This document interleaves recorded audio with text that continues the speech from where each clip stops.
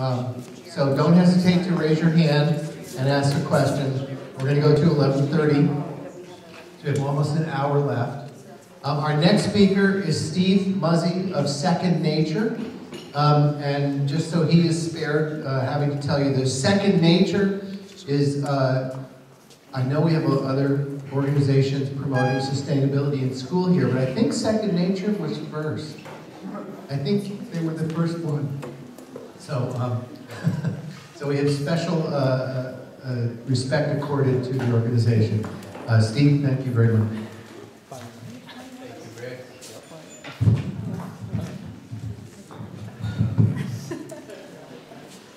Okay, I think I'll just get started while everyone is still getting refreshments. So, as Rick stated, my name is Steve Muzzy. I am a senior associate at Second Nature. It's a very fancy title, but it means that I help support the implementation and nudge and nurture the folks on campuses on the ground that are implementing the commitments. And I need to provide a little bit more background for you today. I made an assumption that this group was all very well versed and well aware of the President's climate commitments, and I now realize that that's not true. So I'm going to back up a little bit and tell you about Second Nature. But I actually want to tell you a funny personal story first. It involves Rick when he contacted my colleague Ashka, who spoke at the first meeting this year for MSSCOR, and asked if she could come and speak again. And because it was focused on metrics and reporting, and that's what I've been working on, and I will get to that later in the presentation, she thought it would be more appropriate if I spoke. And I said, okay, that sounds great. I had no idea what MSSCOR was. So I started, what is it called? MSSCOR, sorry. MSSCOR was, or is. So I started to do a little search for it, and I wound up back on one of my own company's websites, webpage, where it's being hosted. And I got to learn about it. So the funny story and embarrassing story is I work for a very small nonprofit organization of about 15 full-time staff, and we still don't know what each other are fully doing at all times. So that helps to put into context what you're doing on your campuses at some very large institutions. And really what our work comes down to is communication. How do we communicate our goals? What is the strategy to achieve the goal? What are the actions? What is the plan that you're going to put together that will work towards the strategy and get to the goal? And then what are the tools that help support the actions, the strategies to help meet that goal? So my presentation is going to focus on the higher education sector and why we are today, why there are reporting tools and all the surveys. And the history will help you, provide some context as to why that has come to be and why we are at the place we are today. Okay, so a little bit more history of Second Nature. It's been around since 1993, started by Tony Cortese, who was a dean at Tufts University, and he started Second Nature. And he primarily focused in the early years on faculty development workshops, going to individual campuses and getting faculties from different schools and degrees and programs together to discuss how to integrate and reorient curriculum towards sustainability. And from 93 to 2001, that was the focus, and there was a tremendous database on all the syllabi and different courses that did this work. And that still exists, but it's in a format that is very hard to access today. The technology has advanced so far. But in 2001, 9/11, a lot of funding for Second Nature was in the Twin Towers, and it immediately evaporated, and Second Nature went down just to Tony Cortese.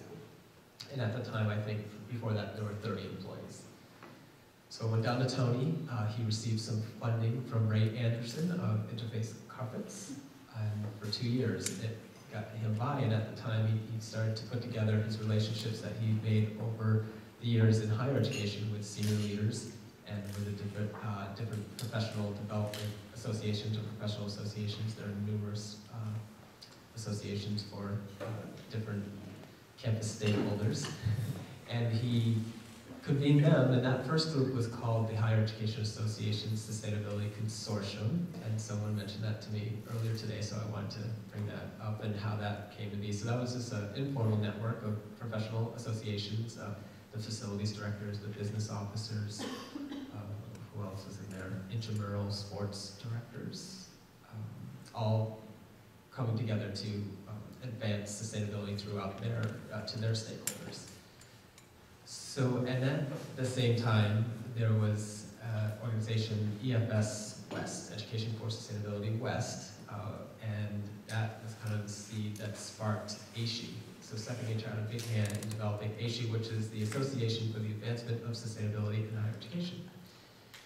So this is 2006 we're up to now, and he also had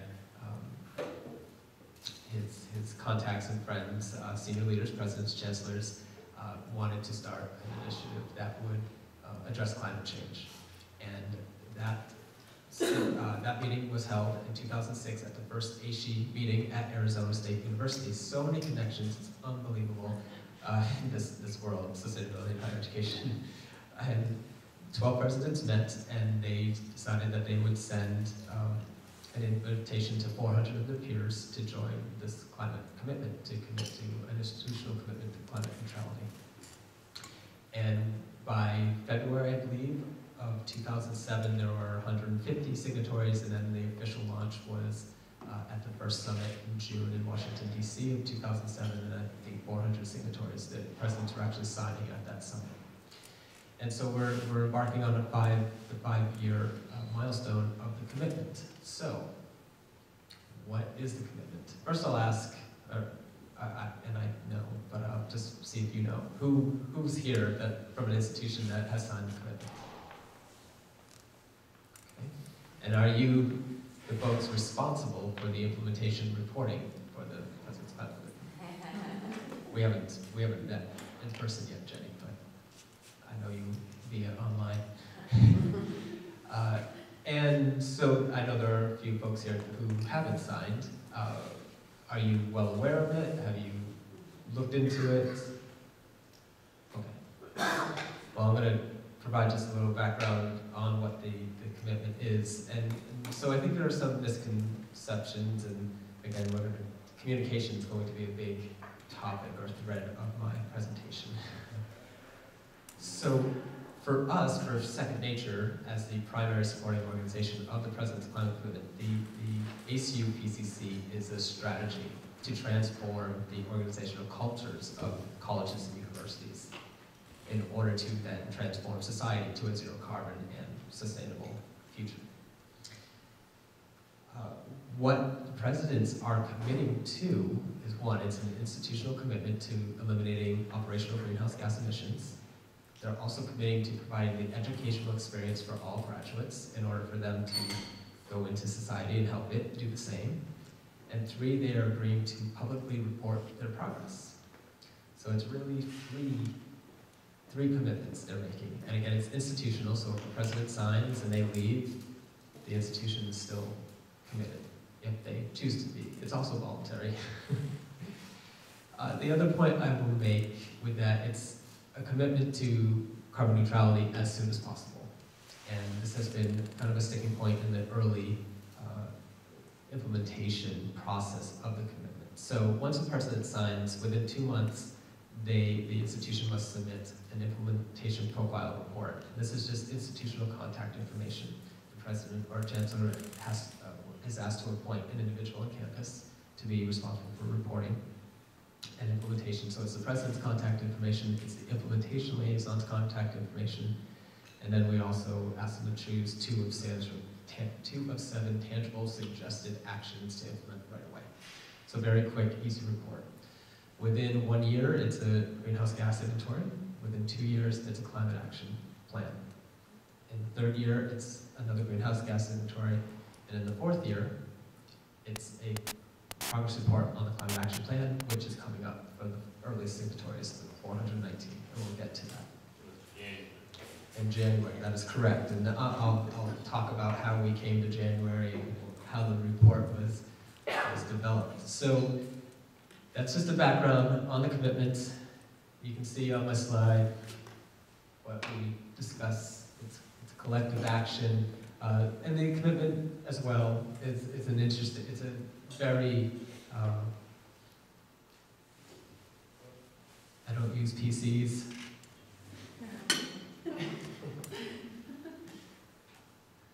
Some of the formatting came through a little funky. So currently there are 670 institutions, and this is from tribal colleges, community colleges, major research universities, private, state, every institutional demographic you could think of is represented within the network. This is quite unusual for higher education to be a part of. So it's an exciting network. And the public reporting tool, reporting system currently has over 400 climate action plans and over 1,300 greenhouse gas inventory reports. Again, we only require every other year for greenhouse gas inventories. Many institutions do annual, and you're able to put in as many reports as you like. There are some institutions that have reports from 1990 to now every year. And this information is locked up right now, but it's available to anyone if you come and ask us. And again, you can see a lot of the information online in the public reporting tool. A lot of it is qualitative data. And again, the progress report, which I will get to on the climate action plan, we're trying to address that, where we're going to be soliciting more quantitative data so we can segment that and get that back to you in a tangible, real way.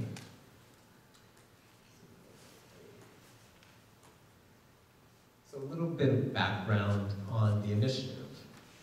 Again, started almost 5 years ago. We're at 672 signatories as of today. But we've had a number of institutions voluntarily withdraw for various reasons. And we've also delisted a number of institutions.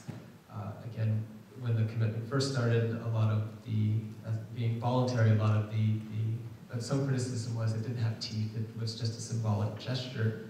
The steering committee put in a policy that stated if you had missed 3 consecutive reports, and if you didn't respond and attempt to get back into good standing, that you would be delisted. And we have a whole outreach procedure to make them aware of this, and sometimes we can't make the connection and they're delisted. So there have been, the numbers aren't matching up here, I don't believe, because we have the gross and then the net and then withdraw. 46, I believe, 670, 721 minus 670 is 51, and then we have 46, so I have to figure out where those other 5 institutions went. But it's close. So that's a little background on why the numbers are down, and it's plateaued a bit as well, so we just want to make you aware of that, and the institutions that are in it, the early adopters, are making tremendous progress. So some challenges. I wanted to talk about challenges to implementing the commitment. Institutional capacity. Not having a designated individual or a designated committee, which we provide guidance or suggest that you have to implement the commitment. The leadership doesn't understand what they signed on to. That would be another reason. I have a few others here. Let me refer to some notes quickly. I want to touch on it. The other thing we're learning slowly as well. Just if you have an individual designated, an individual person or an office just designated to do this work, it's necessary and helpful. It'll get you moving, but it's probably not sufficient to transform your institution. I mean, not one individual is going to transform an institution, and not one institution is going to transform society. So this is a whole campus effort, and definitely those institutions that have that embedded within the institution are making tremendous progress.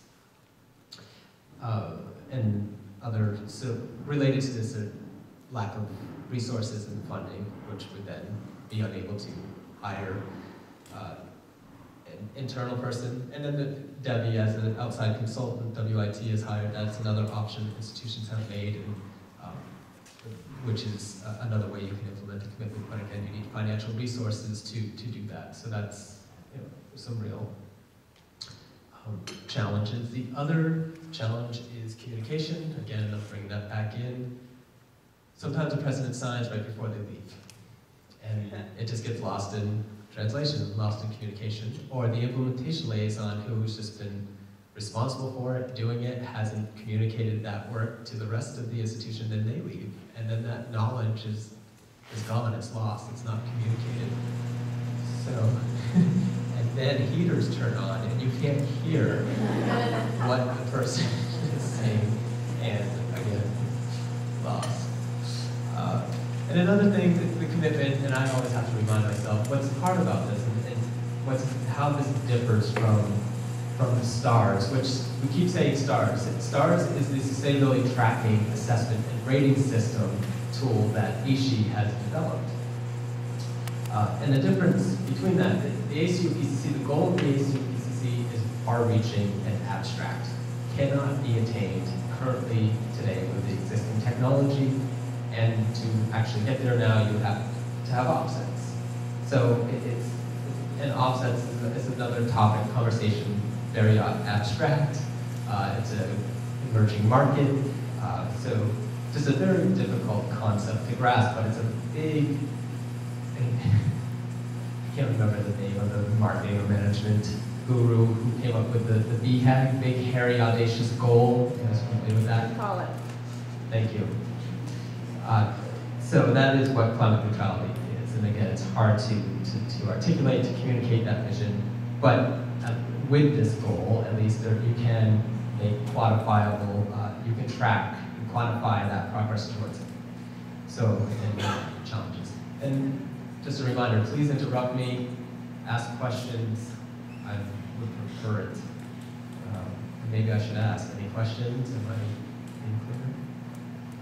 Almost? No?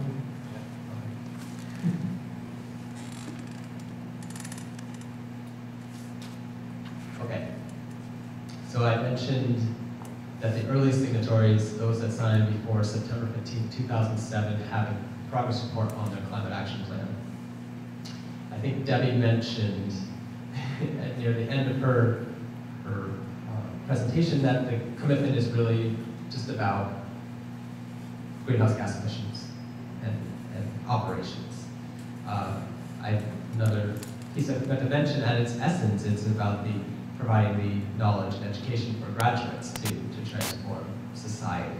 But as I stated, in the first 2 years, it's very much focused on operations with the greenhouse gas inventory and the climate action plan, but outlined in the climate action plan beyond your carbon neutrality date and the interim emission reduction targets are your mitigation strategies, your education strategies, your research strategies, and communication outreach strategies. So it's in there, but those 4 areas I just mentioned are narrative boxes. And so out of the 415 climate action plans that exist, it's qualitative data. And then institutions are able to upload their file, their plan, usually in a PDF, and those range from 1-page outlines to a 234-page document.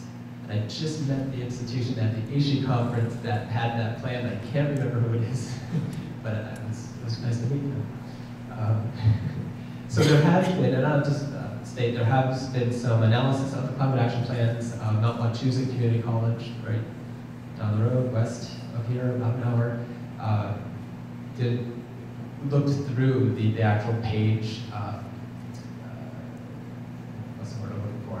Looked through to see how many pages each climate action plan was, and did some analysis to see what the most comprehensive plan or where they fell. So most plans, I think, fell into the 30 or 40 page range, and then they wanted to develop some criteria that would help identify what makes a comprehensive climate action plan. So will you be doing more benchmarking like that? We are. And so Second Nature had an intern from Alfred State College this summer who was responsible for doing the climate action plan and greenhouse gas audit at her institution. She came and she looked at the 85 climate action plans that had a carbon neutrality date of 2030 or sooner. And then she developed, or came up with some criteria that she felt made a comprehensive climate action plan. So we have identified 5 of these within the 2030 the other thing, it's nothing, the benchmarks aren't anything mind-blowing.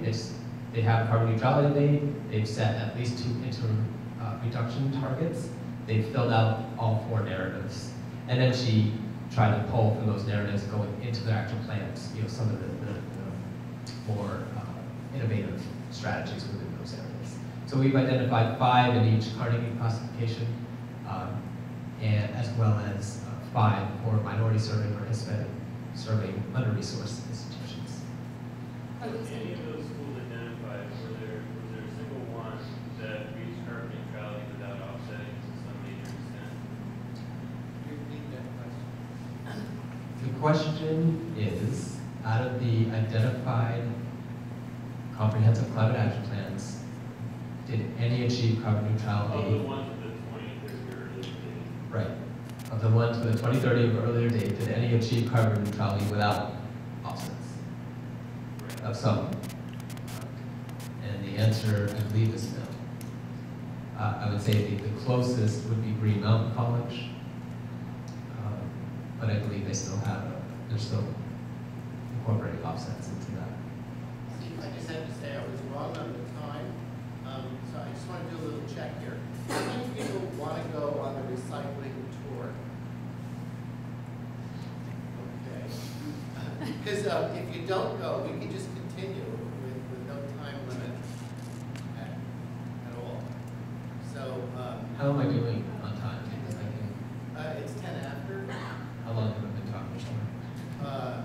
That's immaterial. Okay. But we want to make sure Maureen has it. We can go and leave for the recycling tour at like 4:15, right? We can go to 4:15. But if you had a lot more to say, then maybe we would. I can wrap up in probably 5 to 7 minutes.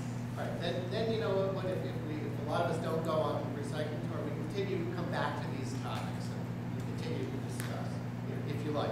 So let's do it that way. Okay, so I'm just going to keep talking. First, why don't you give Marie a chance in about 5 minutes? Okay, sounds good. I can do that. And goal. I need a goal. And now I'll develop strategies and action. Okay, 5 minutes. Here we go. I want to touch on the progress report and how we revisited the progress report form. There was an existing form, and it was just basically the progress on those 4 areas: mitigation strategies, education, research, and community engagement. And again, they were text boxes, just qualitative data. We revisited that because the steering committee, based on feedback from implementation liaisons, moved everyone to one reporting date. So prior to that, some schools reported in May or September or January, depending on when they signed. Now everyone's reporting in January. That means if you were reporting in May or September, you've effectively received an 8-month or 4-month extension. And that gave us time to revisit the progress report form. We had an advisory group of implementation liaisons, and we looked at it, and the goal was to have a report form that could be filled out in a half hour or less. We wanted to address, we're very well aware of the reporting burdens and survey fatigue that implementation liaisons, sustainability coordinators face. So that was the goal. But then, at the 11th hour, Second Nature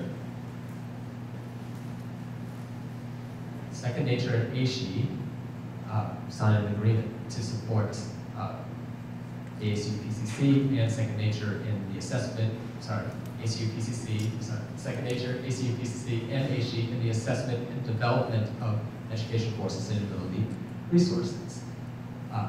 The progress report, again, and the commitment has education, research, and community engagement as part of its goals, and STARS has already developed the report data fields in these areas, and it just made sense that we could combine the two. We're also very well aware that some institutions have made a conscious decision not to do STARS if they are signatory. And because this is publicly available information, they feel obligated to fill it out just so they don't be perceived as not doing anything in that area. So they felt like it was a bit of a slap in the face that they would have to report STARS, that they chose not to do it because it's a huge endeavor. STARS is not something to be taken lightly. So what we've come up with is We have some mandatory questions. They're not required, but they will be the data you put in there will be publicly available. But then we have the remaining questions from STARS and education, research, and community engagement that is not publicly available. Your information is only available to the network.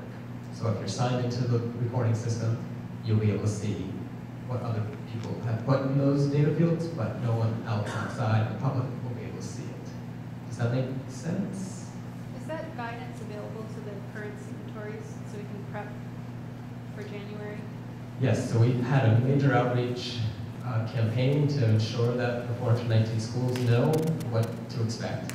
And November 17th, we'll have a webinar. The interface, our web developer right now has been working on it. It should be pretty close to the user interface, and we're going to walk right through it. I'll be doing that. Free webinar sign up.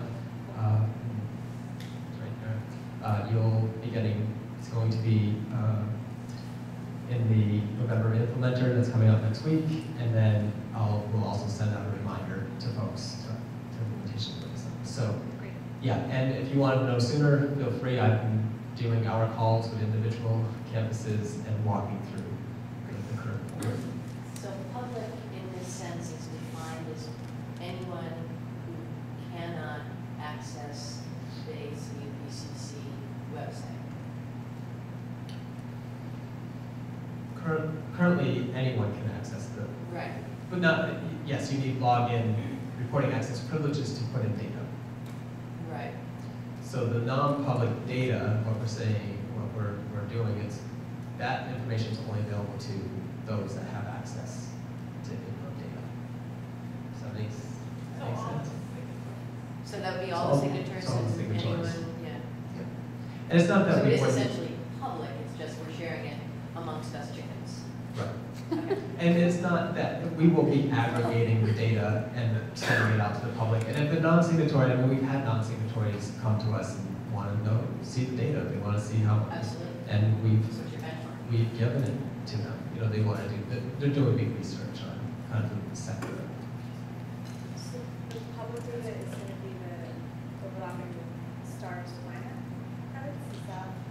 Repeat that question, please. Is The question is, what STARS credits are overlapping with the ACU-PCC? That's basically what you're yeah, and, asking? sure.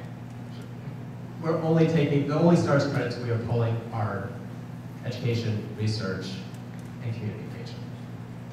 So the operations, they're already covered. And we're working with STARS to align those questions with us. Yeah, because they're not No, no. currently.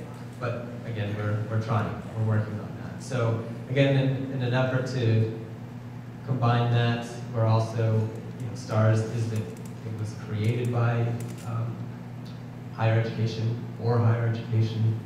It's the only, as far as we know, benchmarking tool for sustainability. So it makes sense that we would work together to combine. So sorry to cut you short. There's a lot to say, but we do have a third speaker that we want to make sure we hear from without shorting people who want to go on their second tour we go over. So, maybe we'll stay longer and continue this discussion, but just in case we won't, we want to move on to our. Thank you. Clearly, all of our speakers deserve more time. Our last speaker is Maureen Parker, and I just want to say a few words.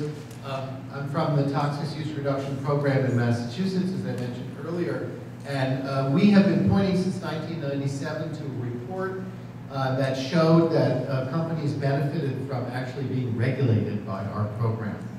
This is like the first time in history that an environmental regulatory program has been able to show this. And it's this lady over here who helped us to do the data analysis that has enabled us to crow about that to the entire world. So I love what she does, and I hope that you'll like what she has to say.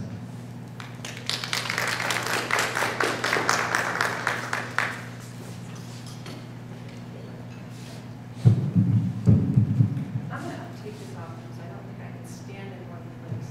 Anyway, just put that. Now, I just want to make sure we don't get too close. Look, please, yours out.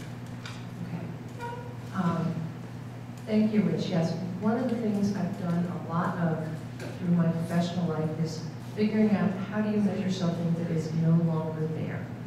Right? In the toxics use world, it's, okay, we reduced the toxics, how much did we reduce it by? And was that because production went down? Was it because companies went offshore? So my focus today is going to be on measurement. People have been talking about that, but I want to ask each one of you, and I'm not going to make you say which institution you're from, but how many of you think that you are with a sustainable institution? On a scale from 0 to 10, where 10 was completely sustainable, how many people think they're between 8 and 10? How many people think they're between 5 and 7.9? And how many people think they're, well, maybe a 3 to a 5? And how many people figure they're someplace below that and just getting started? And that's one of the really key points here, is that nobody's a 10 yet. Because you can't be a 10 until the entire community around you, the entire society around you, is a 10. And so the issue is, what do you do with all of these wonderful reports, the green report card, and okay, we're A, or B. I was working with, I'm not actually from a college, but I was working with a college, and we were supposed to be doing some work on their sustainability plan, and I got there that day, and they said, the green report card just came out. We went from an A to a B+, and now I have to spend all day explaining to the president why that is. So instead of actually getting any work done, they were spending their time going over why this outside report was telling them something that they actually already knew, but the president apparently didn't. So the question is, who wants to know, and why do they care? So what is it that you're actually reporting on? And there are two different types of assessments. There's the audit type assessment, which is sort of outside. People are going to tell you whether you're good or bad. And then there's the internal evaluation that says, where do we want to go? And how are we going to get there? What do we think is important? What do we need to measure? And how is that measurement going to affect what we're doing? And one of the things about the audited ones is they tend to be normalized.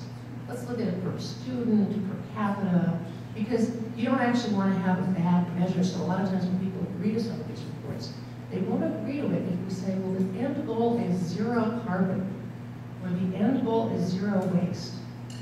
And so a lot of times organizations will say, well, we can't agree to that measure because then we look bad because we're not going to get there for a long time. Or you can't get there, it's impossible. So there's a difference in the types of metrics, and there's also, as I said, a difference in the audience. Is it an externally focused audience that's trying to report about what you're doing for some reason, or is it internal because as an organization you need to know what you need to do? So if you look at something like the green report card or stars, they tend to be more externally focused and for the purpose of saying what you've done. But they also tend to have these sort of normalized measures. They don't necessarily say, are you really sustainable? Because just because you got an A doesn't mean you're a 10 yet. And so one of the things I wanted to talk about today is an assessment tool that I've used. It's not one that I developed. It's been used by organizations for the last 6 years across the country. And it's an internal evaluation. It's a self-evaluation process. So it's a tool that you use to say, where are we, where are we going? And it's specifically for internal decision making. It's not about what score you get. It's about what are we going to do with the information. So it's called SCORE. Sorry, it was the acronym they came up with. It stands for Sustainability, Competency, Opportunity, Reporting, and Evaluation. And it's a multi-purpose assessment. I like to call it a rapid assessment because if you get the right people in the room, you can do it in 2 hours. Now, I'm not going to tell you it's an in-depth report. You're not going to have your carbon footprint in that. But it's a rapid assessment. In the same way biologists will go into a natural area and do a rapid biological assessment to say, what are the issues? What should we be dealing with here? It allows you to get everyone in the organization together and say, okay, where are we? was really fascinating. One of the colleges I did that, we were talking about the transportation area, and the provost said, well, this actually scores not on a 0 to 10, but on a 0 to 9 scale. And the provost said, well, we're doing so much in transportation, we must be at least a 7.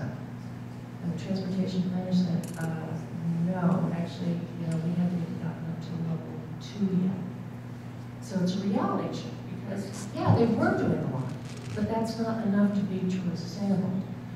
What it does is it assesses internal practices, and it breaks it out by organizational areas. So you can actually do this in any organization. It doesn't matter whether it's manufacturing, a law firm, a hospital, a university. You can do it in any of those because it looks at the different functional areas. What's senior management doing?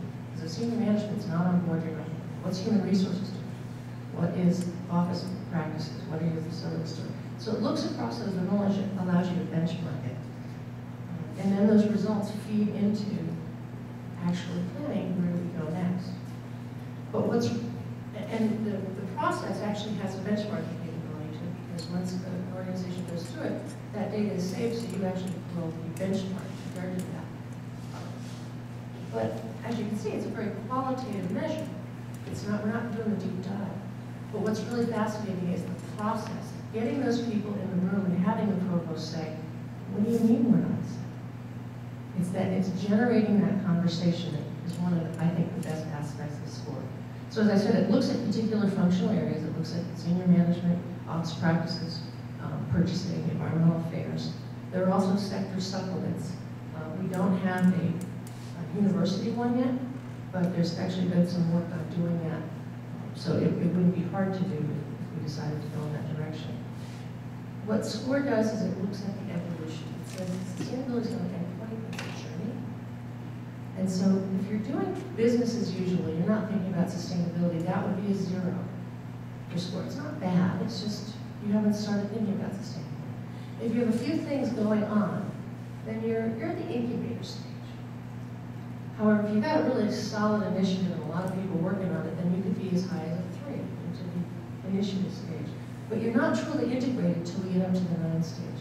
And the thing is, every one of the practices has a scale like that. So you could be a 5 in purchasing, but you're only a 2 in senior management.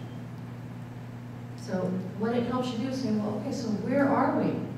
And where are we compared to other people, so you can figure out what the best practices are. So here's just some examples of some of them, and I'm not sure, oh yeah, you should be able to do this. So you can see under facilities, one of the practices is waste.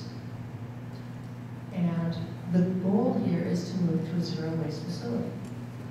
And so if you want to get a 9, you have to be able to say that you've achieved zero waste, and here it says well, it's at least 90%. I'm sorry? It's still not 0, yes. And in fact, in some of the other ones, we actually have changed it to 0. Okay, this happens to be the one in under facilities.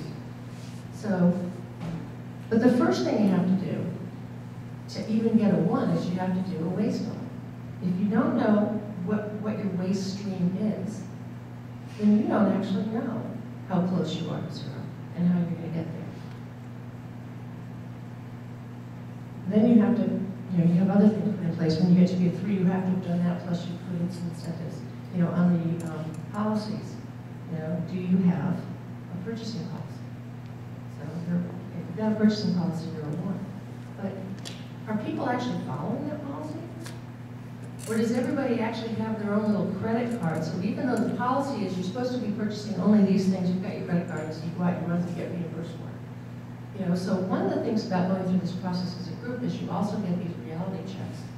Because the head of purchasing says, well, we have a policy in place and the system requires that you pick these things, and then someone says, yeah, but what about our credit cards? So it's a wonderful reality check as well. I'm not going to go into a whole lot about the history. It was developed by a number of people coming together. It was a consensus process. It's actually an open source evaluation. It's actually all published in the Business Guide to Sustainability, and we've now made it an online tool just to make it more accessible. There are reports that come out of it. One of to me, one of the key values of SCORE is that to different audiences, if you're starting with a group of people who know nothing about sustainability, 2 hours going through this process, I call it the sustainability treasure hunt. It's not an honor. This is not about you have to get an A. This is about people talking about it. People go, oh, I didn't understand that that was sustainability. Or someone else says, oh, I didn't realize we were doing that. That's really cool. So in bringing all these groups together, the different stakeholders, you actually are raising the level of awareness. And then you can actually, use that to say what are our next priorities. I've also found that it ties really nicely to STARS. As people have been saying today, STARS has an awful lot of data. It's a lot of work. I was really impressed with what they said over here where they had their business students doing their GRR report. I think that's a wonderful way to do it. Colleges have that as a resource. But signing on right away and saying, we're going to do ACE year, we're going to do GRI, that's a lot of work. Going through this process, it gets you started. Oh, these are the things we want to be thinking about. For those who are already committed, it's really good at helping you figure out, have we really integrated this into the culture? Is human resources really, when they're hiring people, making sure that they are training them something about sustainability? And there's a city in Oregon that in their job descriptions published on their websites, it says must have an understanding of sustainability.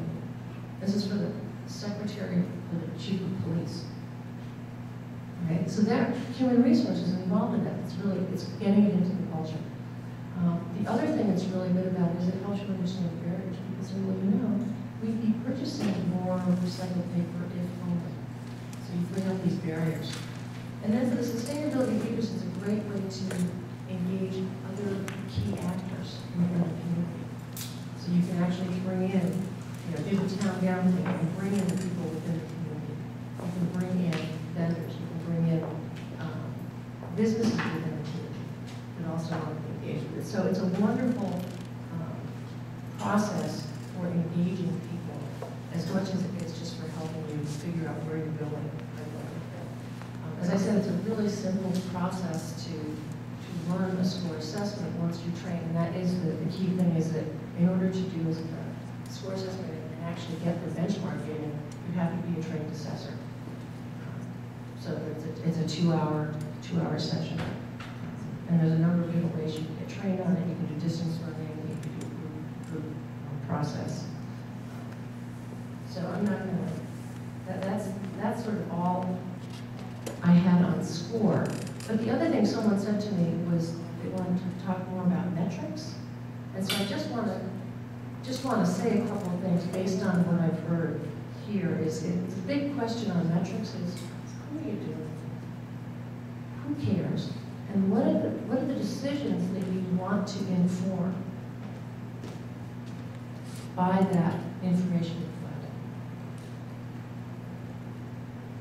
collecting? 20 years ago, I got my master's at Tufts in hazardous materials management because I've been doing consulting for the EPA, creating what I figured was really a data monster. The EPA collects all this data. And then they'd come to me, the consultant said, well, here's what we want to know. And I'd say, well, you didn't collect the right data, I can't tell you.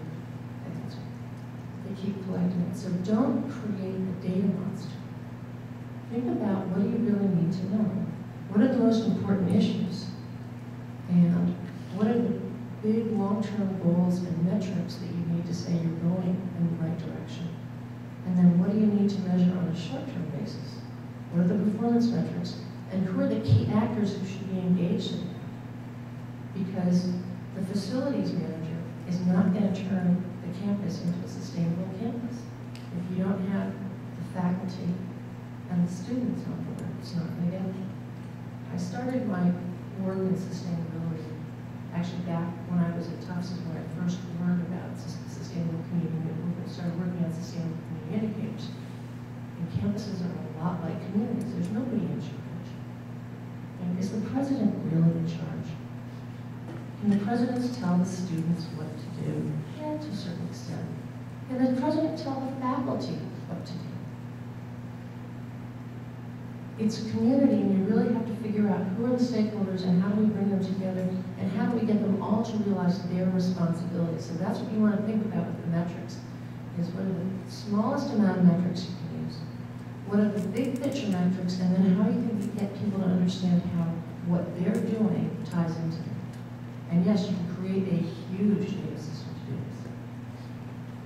But you can also, and actually colleges and universities are well placed for that because you've got lots of students who reflect all the data. That's really great. But at the end, the college and university is a business, and they're not going to want to put a lot of resources into that. So help them figure out what's the smallest amount of data and what are the most important questions. So that's all I have to say. I don't know how I've done our time. If you have any questions? Just fine, we have time for discussion, and we don't seem to have our recycling tour anyway. I mean, No, we just pushed it back a little bit, so if anybody Yeah. wants to go, we can. Yeah. we can just- well, I figure we're not going till Deborah comes back. Right, I think Says, she "Hey, just we're stepped ready right to out, go." right. So we have some time. So the first thing I want to do is ask Steve if he has something he wants to say that I cut him off and didn't let him say. There's so much to say. So much to say. No, there's nothing. All right, so let's have open discussion. Does anybody have any thoughts?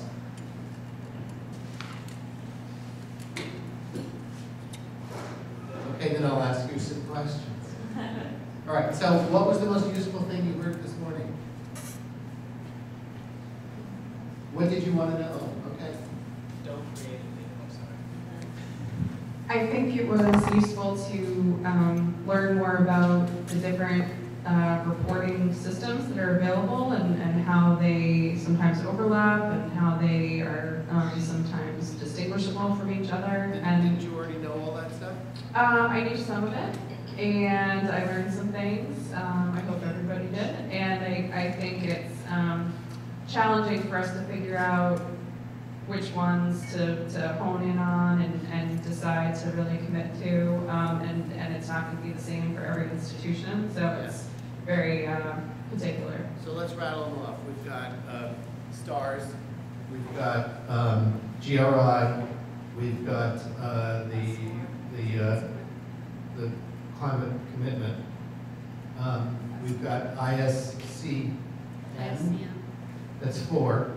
Am I missing one? And there's all the surveys. And MSSCOR, which was measuring your capacity. Was it measuring, I guess that's a piece of this. It's not the same as the others. It's not like a footprint. Yeah, it's not, but there's also the green report card. The green report card, is that what you were going to say? Sustainable Endowments Institute. The which? Sustainable Endowments. The Sustainable Endowment. That's the same thing. Okay, so that's 5. And then there was the Carbon Disclosure Project. That's 6. And Princeton Reviews. Sierra Club. That's 7. Sierra Club. That's 8. I was just gonna say, don't create a data monster. It was valuable. That was valuable. Okay, so that's a lot. And then we also heard about the idea that it's important to come up with your own that works for you and is more meaningful than just an external report. So where does that leave us? Yeah? Well, I was just gonna say that STARS isn't, STARS isn't just an internal report. I mean, they have a reporter option, so that you just use it as an internal tool for yourself, as opposed to. So it isn't just an external report. Right, and there are several people who are using it just as an internal tool, but a lot of people find it helpful. It's not intended as a comparative, whereas the report card is. The report card is a comparative evaluation, where STARS understands that it's apples to oranges. And at the STARS town hall meeting at the HE conference, they talked a lot about how they're not trying to make it completely competitive and comparative, but it is also, a lot of schools also say that it's helpful for them to be able to go to their administrators and use it as a comparative tool to get more resources and more funding dedicated to sustainability. So I learned, I like to learn about the ISCN, which I've heard about and haven't really heard much more about. I wanted to ask about the Excellence Awards. You said that anyone can apply? Yes. So not just the members? Yep. So the Excellence Awards are open to anybody from any college and university. There's 4 categories. They were on the slides, but if you go to the website, it'll lay it out. So it's basically an open process where you just fill out an application and you submit information on the project that you're For example, last year, Brown University won for their, they had a software platform that they had developed to help them manage their energy conservation projects and their carbon program. So they were actually making some really notable progress in reducing their emissions, so they were one of the winners. And then the other one, I think, was Cornell. There was a design group that had built a schoolhouse in South Africa using sustainable principles. And that was a student-driven project, so they were one of the winners as well. So is the criteria just most interesting project? Most impactful project? The question was, what are the criteria for the awards? And so, because there are 4 different categories, it has to relate, you know, most to a specific category, whether it's, you know, building sustainability or student excellence. And then there are a series of judges that get picked from different, mostly from universities, so it's a lot of senior leadership or senior sustainability folks that do the judging themselves. And I think they have a whole judging rubric, but I don't know the details of it. But yeah, it's basically, you know, projects that are really innovative, that have shown demonstrated progress or, you know, demonstrated success in one way or another.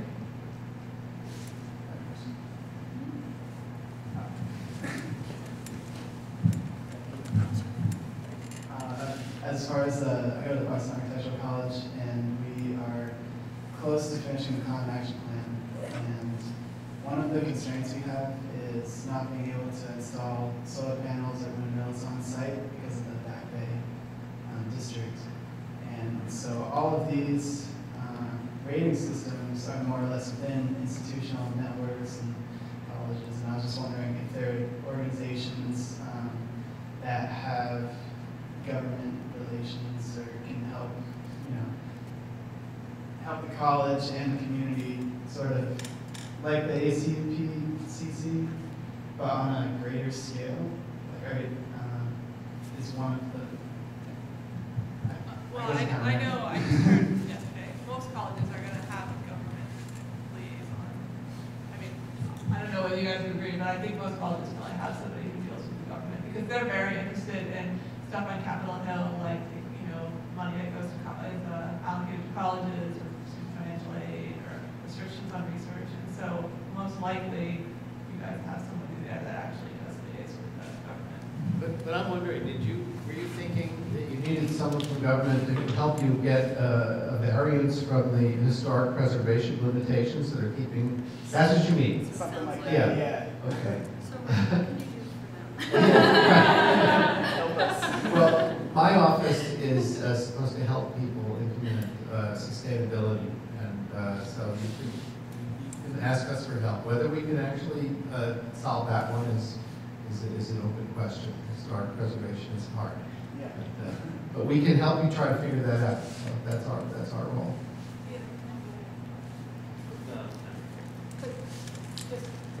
As a sort of another response to that is, you know, focus on what the outcomes and what the sort of your solutions are, and that, you know, just getting the solar panels on your campus, that may be costly because of your historic buildings. It might be better to partner with another, you know, through a broader partnership for off-site installations. And again, focusing on it's not on your campus. You may not get certain points for stars or the HBC, but it's really about what impact are you actually having, you know, in the grand scheme. So that's just something to consider. That, you know, yes, having some demonstration on your campus is great for that visibility and that awareness and collaboration piece, but a much wider collaboration off-site might be the better, you know, impact, overall impact to your organization and to what we're also trying to make happen. So just something to think about. Just want to add to that. That's why you have to be careful about thinking or putting too much weight on these external assessments, because they may have a checklist that says you're supposed to do X, Y, and Z, but where you are, it doesn't make sense. And so what you want to do is say, what's the long-term goal? And what's the best way for us to get there? And so yes, if you can collaborate, that's wonderful. So stretch beyond just what the people are saying, because a lot of times those audits are sort of the minimum requirements. And what we're looking for is sustainability. That's the maximum requirement. Another point just another point off of that for STARS in particular. I know they have a new version supposed to be coming up, I think, beginning of 2013.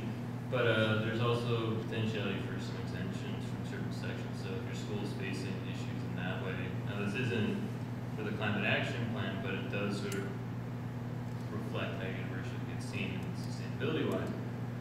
It might be worth reaching out to that group and talking about whether there's a sort of historic kind of way around some of those energy questions in terms of what's available to you. And because again, that whole thing is just something they're continuously revising, so I'm sure they'll appreciate the feedback. Yeah, I was just going to say, these are all in the course of development, so you can probably still affect how they weight things.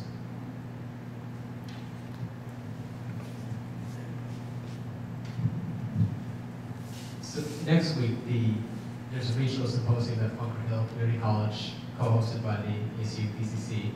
And the day before, there's a visioning session for 100% renewable by 2020 in New England. So many signatory presidents were asked to attend. I'm sure BAC's presidents received the invitation, but they're going to do a visioning session and assess the challenges.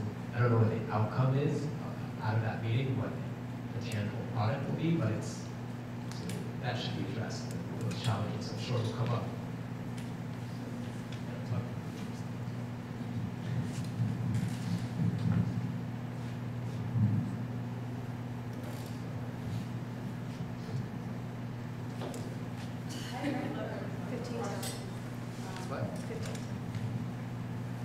So I'm wondering if people here have had success stories they want to share real quick, just in terms of any kind of best practices, things that they've done in terms of reporting that have worked really well and been maybe even enjoyable to participate in, maybe student involvement that's worked out really well, or anything like that that we could maybe learn from.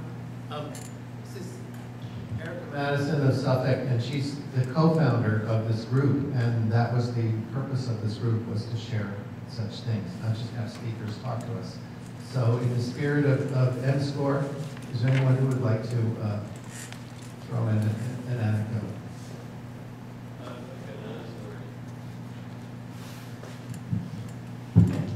So like I said before, the GRI report was great because that's actually established as part of the class, and so it gets really high-level student engagement. And these are graduate students, so you actually get relatively high-quality work out of them. You know, obviously you can check it on that. But one of the things we did before there were STARS and a few of these other initiatives, and we did our own sort of internal sustainability assessment, and we would have done it the same way for STARS, but we haven't sort of like that now. But we established sort of the different kind of areas where you would address sustainability on campus, whether it's water use, waste, energy, built environment, land use, etc. And for each of these categories, we sought to build small committees, somewhere between 3 and 5 people. And for each of those committees, the one mandate was that they have one staff, one faculty, and one student on each one of them. And the thing that we found, and then they were all tasked with looking at each of these areas, sort of studying what where we're at, what we've done well, and what we need to do better in terms of making our communities more sustainable. And the biggest outcome of that was as they were doing this and sort of looking at the things that we should be doing better, these projects in a lot of ways started happening on their own. One big example is the purchasing office, when they started talking about how you make purchasing more sustainable. It's like, oh, well, what's a green purchasing? Well, we should have one of those. Oh, well, we'll write one. So that was written before that committee was done. Policy for buying recycled paper was in before the committee was done. And just so asking the questions amongst the right people caused a lot of those things to happen. And that's a very good story, and reminds me of my experience on the BU sustainability effort, where the category that I had charge of was hazardous waste. And so we went to visit the teachers who are on this lab safety committee, and we started talking about the hazardous waste from labs, and they had never looked at it. So just simply talking about it, and what we wanted to do was institute some measures, but just bringing it to their attention led to a lot of action being taken and bringing them the data to look at for the first time. So sort of feed off of both those comments. So sort of looking at sort of different ways to get something done. So I at ASU, you know, early on in my career there, I had brought to bear that we should add sustainability to job descriptions. And our CFO at the time said, as a state institution, that'll take years to get approvals to get that into people's job descriptions for various reasons. And she had suggested that we added it to the staff evaluation criteria, which has now led to, you know, now you've got to educate people on what that means. So now there's a staff literacy module that we created that's mandatory for, or about to become mandatory for all staff at Arizona State University. And so that sort of has led to that education and awareness module that's going out to, for all staff, not faculty obviously for obvious reasons, but for the staff. And so again, my original intention was that, okay, we have to change job descriptions. That wasn't going to work for a state institution. So how do we do it a different way? And that was that CFO suggestion of adding to evaluations.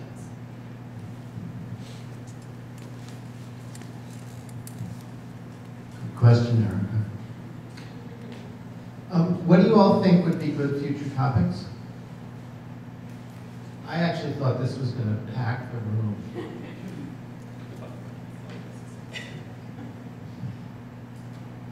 So carbon credits are a topic I hate talking about because it's a lot of nonsense. But it's something, as pointed out, with all these ACUPC signatories, anybody who wants climate neutrality is buying credits. And so I think there are a lot of low quality credits out there being purchased. The state has a whole mess of its own issues referring to renewable energy credits and double counting. State policy right now, the state university gets renewable energy project on state property. State sells renewable energy credits, so you don't get the climate or carbon credit for it. But the state does recommend that you buy carbon credits for somewhere else to offset the credits you sold because they're cheaper in Texas.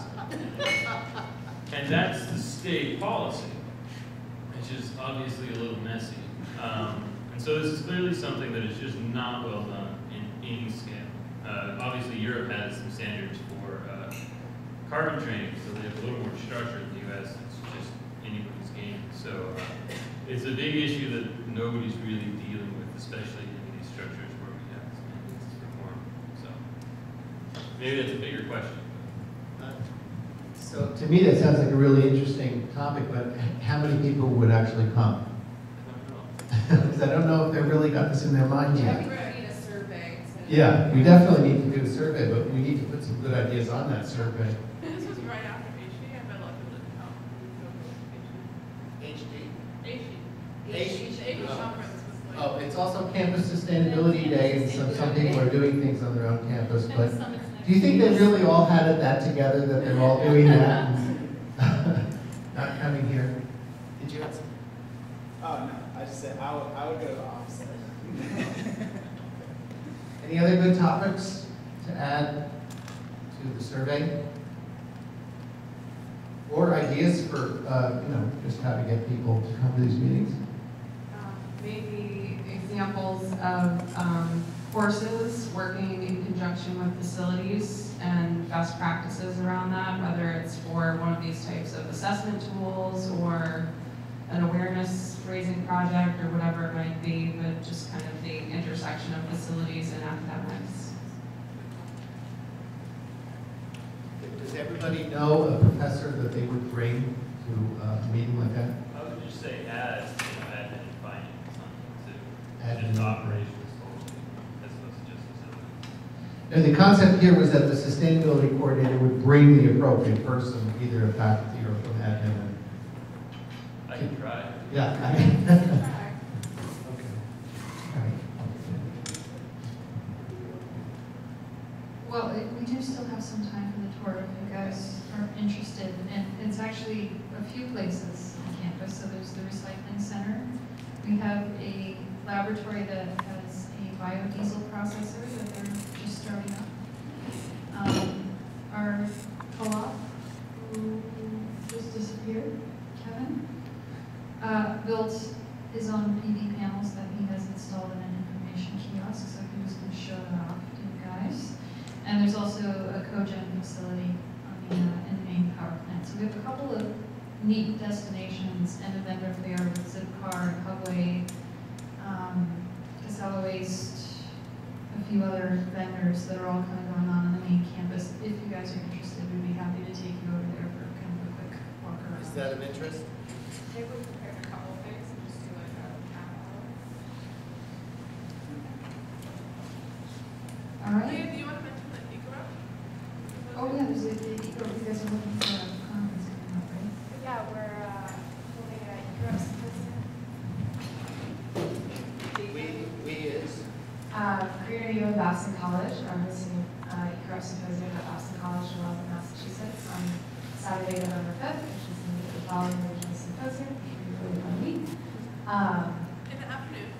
In the afternoon, from 12:30 to 5:30, it's targeted at student e-groups, as well as the coordinators who manage those programs. So we'll be mainly students attending and sharing with each other best practices, as well as several coordinators or sustainability officers sharing best practices as well. And then there'll be some social time afterwards for the students to hang out. So you can go to Boston College's website and search for e-group symposium. So I just want to thank you all for coming, and I want to thank our speakers, Deborah Shepard, Steve Muzzy, and Maureen Hart. Thank you.